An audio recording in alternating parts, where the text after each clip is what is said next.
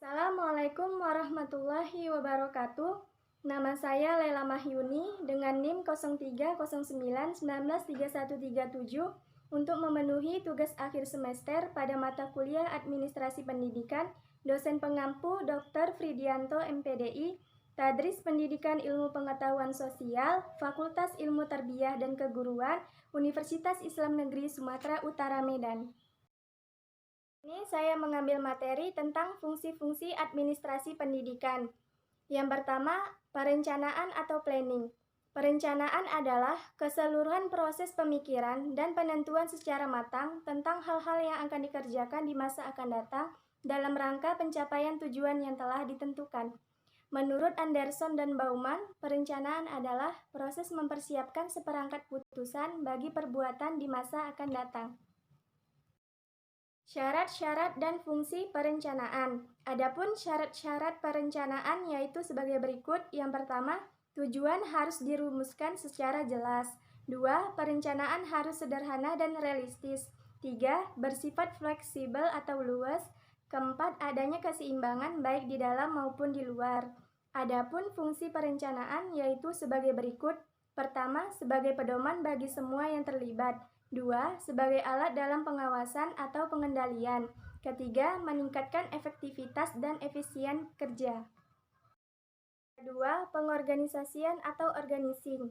Pengorganisasian adalah aktivitas penyusun, pembentukan hubungan kerja antara orang-orang atau organ-organ sehingga terwujud suatu keadaan usaha dalam mencapai tujuan suatu kesatuan.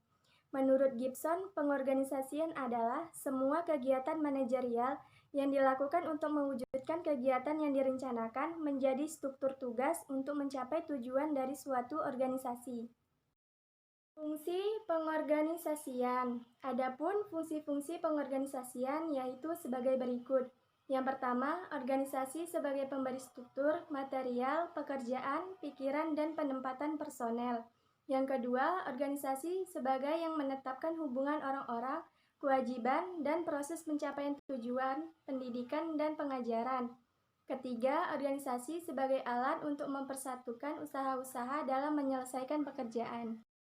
Ketiga, pengawasan atau controlling. Pengawasan atau controlling adalah suatu aktivitas atau kegiatan-kegiatan untuk mengamankan rencana dan keputusan yang telah dibuat atau yang sedang dilaksanakan. Menurut Lewis dan David, pengawasan adalah proses di mana manajer menetapkan apakah tujuan organisasi tercapai dan apakah pelaksanaan program konsisten dengan perencanaan. Fungsi dan langkah-langkah dalam pengawasan.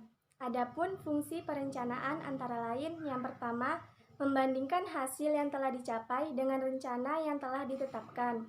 Kedua, mencatat semua hasil pengawasan untuk dijadikan bahan pertimbangan dalam usaha perbaikan dan penyempurnaan.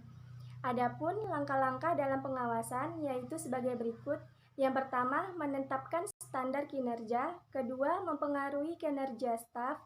Yang ketiga, monitoring dan mengevaluasi kemajuan pelaksanaan program.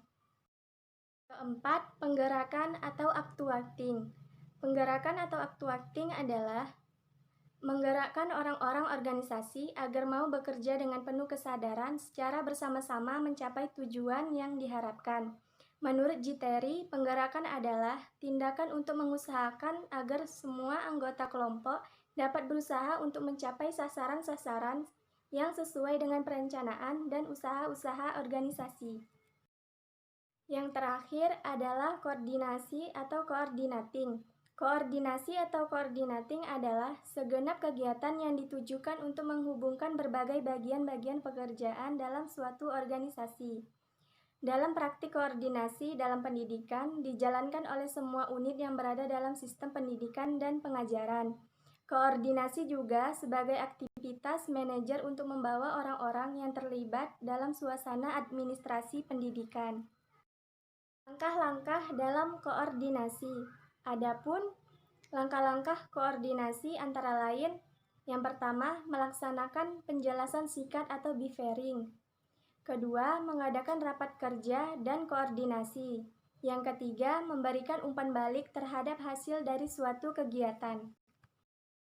Demikianlah hasil dari penjelasan saya. Bila ada kekurangan, mohon maaf. Wassalamualaikum warahmatullahi wabarakatuh. Terima kasih.